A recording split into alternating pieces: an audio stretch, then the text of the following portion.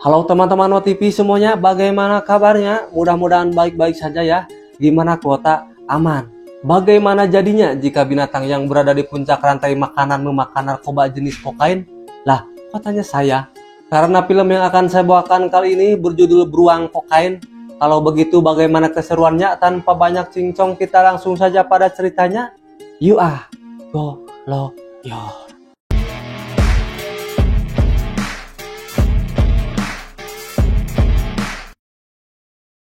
Kisah berawal ketika seseorang yang belum diketahui namanya sedang jingkrak-jingkrak bahagia di atas kapal karena berhasil menyelundupkan paket yang dibungkus dalam tas berisi barang haram narkoba jenis kokain dalam jumlah besar. Yang kemudian tas tersebut dijatuhkan ke titik lokasi yang ditentukan, namun naas ketika dia hendak terjun dengan memakai parasut, kepalanya kejedot duluan dan jatuh.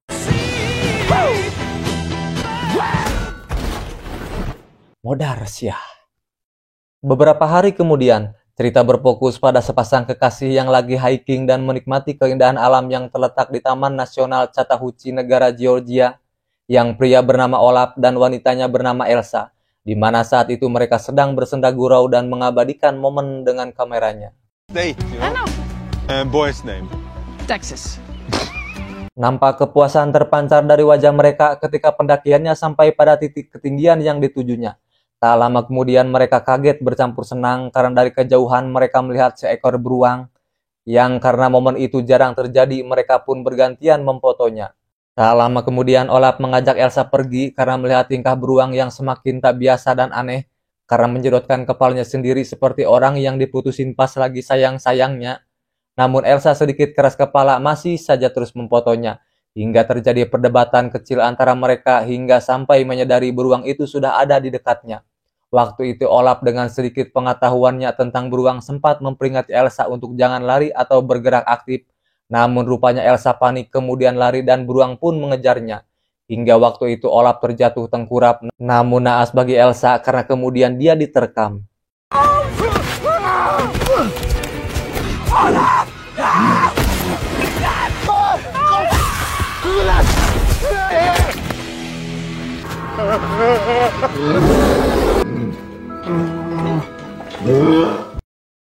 Beralih ke tempat berbeda namun wilayah yang sama. Waktu itu warga setempat digegerkan dengan ditemukannya sosok mayat yang dikonfirmasi bahwa dia jatuh dari kapal yang gagal landas dan gagal membuka parasutnya dengan membawa persenjataan lengkap dan kokain seberat 30 kg di kantong ranselnya. Yang setelah diinvestigasi oleh kepolisian setempat dan detektif yang bernama Bob, bahwa mayat itu seorang pengedar narkoba bernama Andrew C. Thornton. Dia adalah yang diceritakan di awal, di mana ternyata dia anak buahnya gembong narkoba yang sangat terkenal yang sedang diburu kepolisian bernama Sid White. Ini orangnya. Dan Bob mencurigai masih banyak lagi kokain dalam jumlah besar yang belum ditemukan. And there's more of this out there.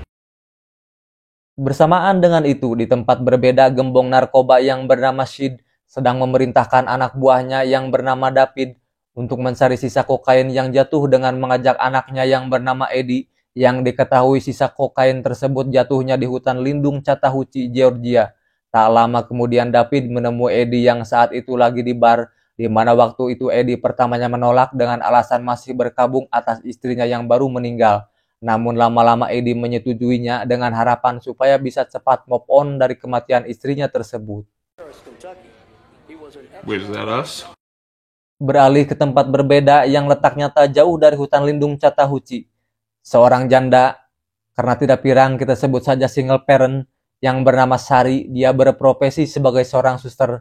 Waktu itu sedang menyampaikan perubahan rencananya kepada anaknya bernama Didi, yang rencana awalnya besok mau menemani anaknya ke Taman Nasional untuk melukis.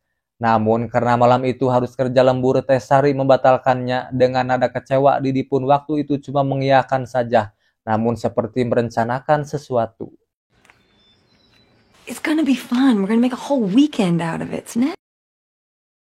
Dan benar saja, karena besok harinya tanpa sepengetahuan ibunya yang belum pulang lembur kerja, Didi diam-diam berencana bolos sekolah yang saat itu dijemput sama Henry, teman satu sekolahnya, untuk pergi melukis di air terjun yang terletak di hutan lindung.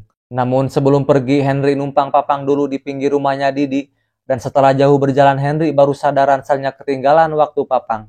Namun waktu itu Henry tidak mempermasalahkannya. I left the backpack. I can. I know the way. Beralih ke kantor kepolisian, saat itu detektif Job mendapat tugas dari atasannya untuk menyelidiki lebih dalam kasus Andrew C. Thornton yang mati membawa kokain waktu itu. Karena dapat kabar dari informan yang mendengar obrolan David dan Eddie di bar yang bermaksud mencari sisa kokain yang jatuh. Pak Bob pun berpamitan kepada teman sejawatnya bernama Reba, sekalian menitipkan anjingnya waktu itu. Thanks. Beralih ke Teh Sari, sepulangnya dari kerja yang baru saja mau rebahan, namun mendapat telepon dari sekolahnya Didi yang mengabarkan bahwa Didi bolos sekolah. Di saat itu pula Teh Sari melihat kantong ransel milik Henry yang tergeletak di pinggir rumahnya. Dari sanalah Teh Sari mendapatkan petunjuk bahwa anaknya pergi ke hutan lindung dan langsung saja dia bergegas menyusulnya.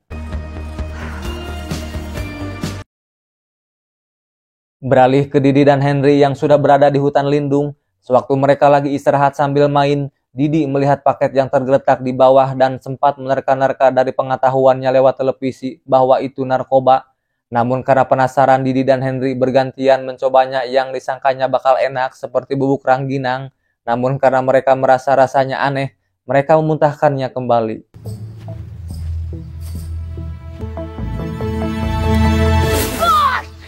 Tak lama kemudian Didi kembali menemukan paket di tempat lainnya, namun dalam keadaan sudah berceceran seperti bekas sisa dimakan.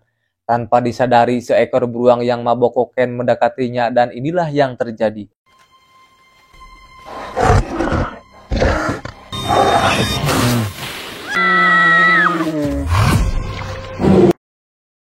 Di lain tempat, Teh Sari setibanya di pos penjaga hutan kemudian meminta bantuan kepada penjaganya yang bernama Liz, yang kebetulan saat itu sedang kedatangan tamu dari perwakilan inspeksi satwa liar bernama Peter. Awalnya Liz terlihat seperti keberatan karena Liz sebenarnya tidak mau diganggu karena dia naksir dan ingin berduaan sama Peter. Namun karena didesak sama Teh Sari, akhirnya mereka pun bersedia membantunya. Di mana saat di perjalanan Liz sempat menakut-nakuti Teh Sari bahwa di daerah itu ada sekelompok geng lokal yang lumayan jahat yang tak segan melukai orang dengan pisau.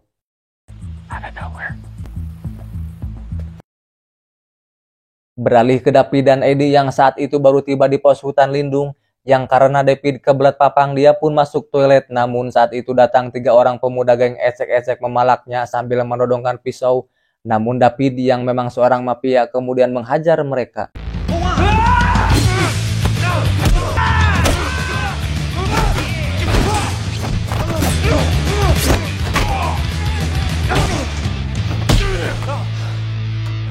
Dan Eddie kemudian datang karena kelamaan menunggu David dan mendapati paket narkoba dari salah satu anggota geng tersebut yang bernama Stitch. Kemudian David menginterogasinya dan Stitch mengaku bahwa dia menemukan banyak paket narkoba yang disembunyikannya sebagian di gazebo atau saung di dalam hutan. David pun menyuruh Stitch untuk mengantar mereka ke tempat gazebo tersebut. Pada awalnya Stitch menolak, namun karena David mengancam akan membunuhnya, akhirnya Stitch bersedia kemudian mengantarnya. Gazebo? It's civilian type. Di tempat lain, Teh Sari, Peter, dan Liz menemukan jejak makanan bekas Didi dan Henry, yang kemudian Sari berteriak memanggil Didi dan mendapati Henry di atas pohon yang ketakutan. Saat itu Henry memberitahu bahwa dia diserang beruang yang bertingkah seperti monster setelah memakan kokain dan Didi dibawa sama beruang itu ke suatu tempat. Si Peter yang tak percaya sempat menyanggah bahwa beruang itu binatang yang tenang dan tidak mungkin menyerang membabi buta. Namun keadaan berubah karena kemudian ada yang menyerang Peter dan Liz dari belakang.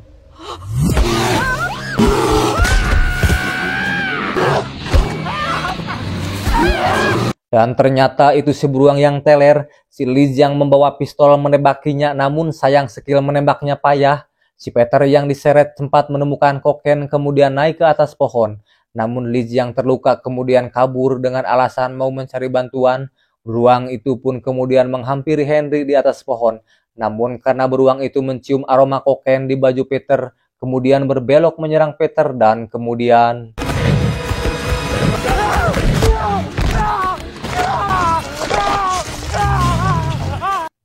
Innalillahi. Henry memanfaatkan kejadian tersebut untuk turun dari pohon dan kabur lalu bersembunyi bersama Sari.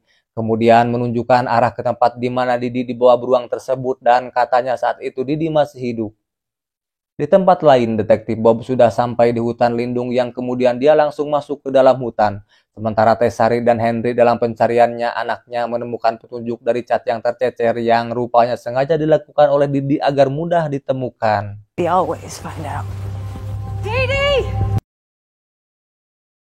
Beralih ke Liz yang kabur ke posnya. Di sana dia mendapati posnya sudah dijarah sama geng ecek-ecek yang dihajar David waktu itu. Namun karena dia terluka parah saat itu dia tak memperdulikannya.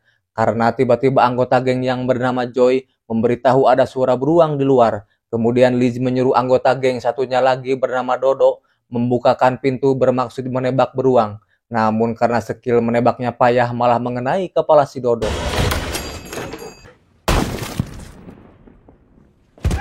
Si Joy kemudian menutup pintunya, namun beruang itu semakin agresif. Atas permintaan Liz, tak lama kemudian datang dua petugas ambulan yang wanita bernama Risa dan yang pria bernama Tom. Saat itu mereka kaget karena mendapati keadaan sudah kacau balau. Risa kemudian memeriksa Liz yang sudah terluka parah dan ketika Tom memeriksa ruangan belakang, dia mendapati kepala si Joy yang sudah terpisah dan kemudian inilah yang terjadi.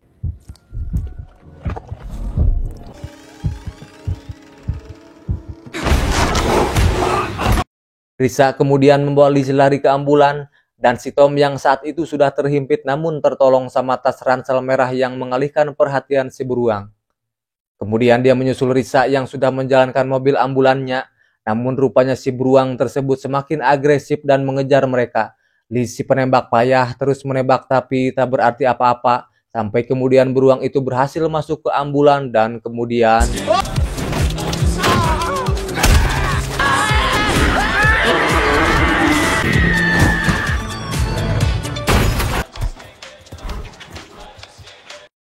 mereka semua mati dan beruang masuk kembali ke hutan. Beralih ke Detektif Bob, karena kecapean dia pun beristirahat di sebuah gazebo, namun ketika itu dia melihat tas di atap gazebo dan kemudian dia berusaha mengambilnya.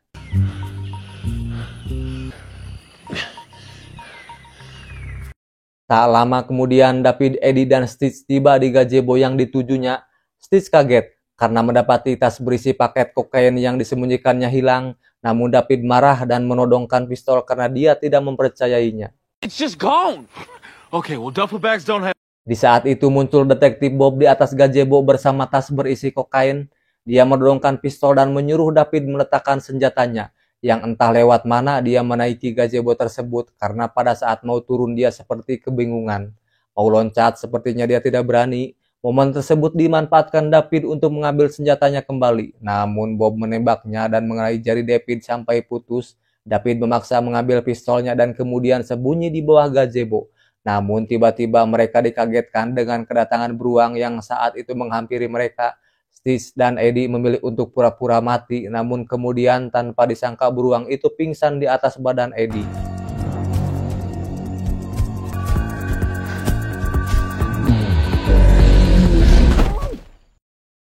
Di tempat lain, Sari dan Henry dalam pencariannya mencari Didi menemukan Olaf yang waktu itu diceritakan di awal. Sari kemudian menanyai Olaf yang barangkali mengetahui jejak putrinya dan sepertinya Olaf mengetahuinya karena kemudian dia bersedia mengantarnya.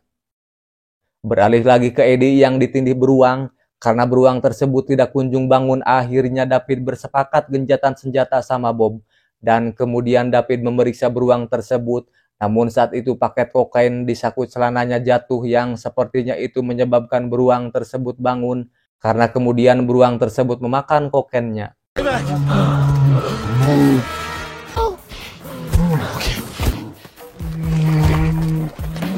David sempat mau menembak beruang tersebut, namun dicegah sama Bob dengan alasan mau melihat reaksi beruang setelah memakan kokain sebab Bob baru pertama kali melihat kejadian itu.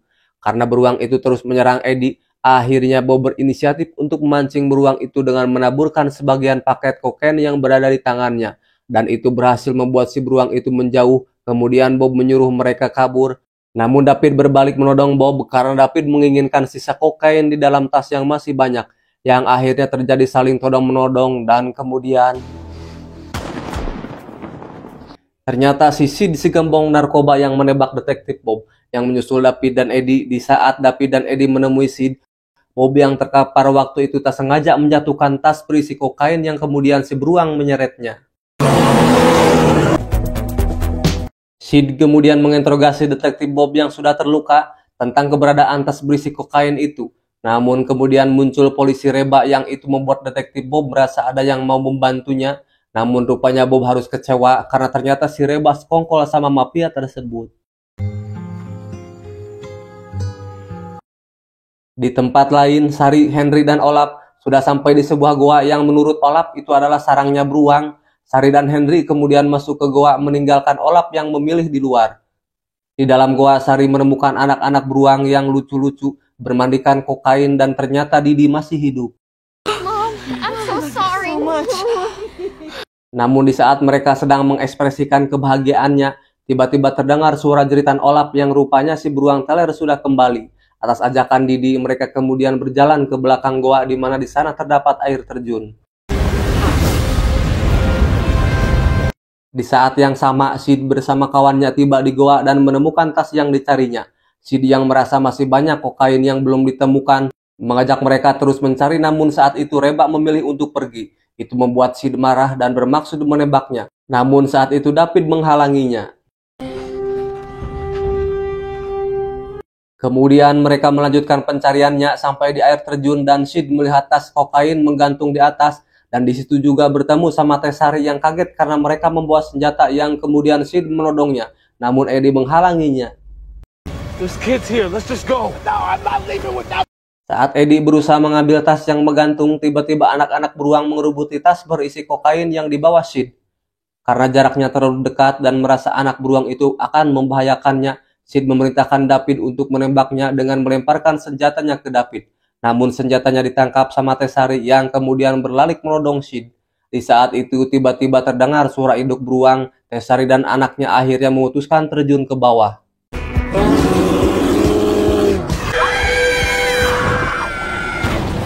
Bersamaan dengan itu, Sid menembak si beruang berbarengan dengan David dan Eddie yang terjun ke bawah. Dan si beruang pun jatuh tertembak. Sid kemudian berusaha mengambil tasnya, namun tanpa sengaja menjatuhkan satu paket kokain yang kemudian serbuk kokain tersebut terhirup sama beruang yang sudah tertembak. Dan itu membuat beruang tersebut seperti mendapatkan asupan power yang kemudian menyerang dan mencabik-cabik Sid sampai jeroannya dimakan.